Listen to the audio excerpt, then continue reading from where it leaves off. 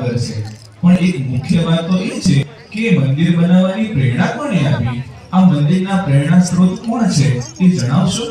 અરે, મંદિરના પ્રેરણા સ્ત્રોત તો વર્તમાન કાળે 92 વર્ષની જયેશ વયે પણ સૌના કલ્યાણ અર્થે વિચરતા પરમ પૂજ્ય પ્રગટ બ્રહ્મ સ્વરૂપ મહંત સ્વામી મહારાજ છે કે જેમના દ્વારા સાક્ષાત ભગવાન સ્વામિનારાયણ વિચરી ગયા છે, જેમના આશીર્વાદથી ભક્તોના સંકલ્પ સિદ્ધ થાય છે।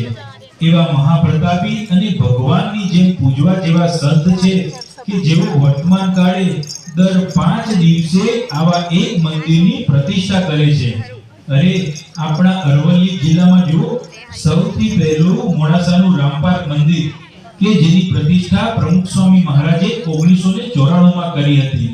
ત્યારબાદ મોડાસા નૂતન મંદિર કે જેની પ્રતિષ્ઠા 2019 માં પ્રગટ ગુરુવરી મહંત સ્વામી મહારાજે કરી અને 2017 માં ઉભરાણ મંદિરની પ્રતિષ્ઠા થઈ।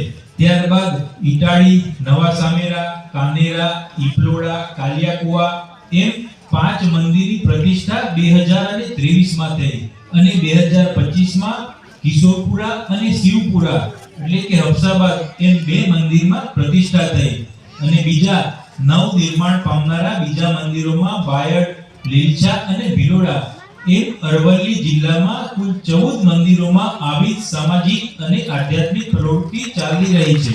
અરે જોરદાર! આ તો બીજેપી સંસ્થા અને મહંત સ્વામી મહારાજનું અદ્ભુત કાર્ય અરવલ્લી જિલ્લામાં થઈ રહ્યું છે।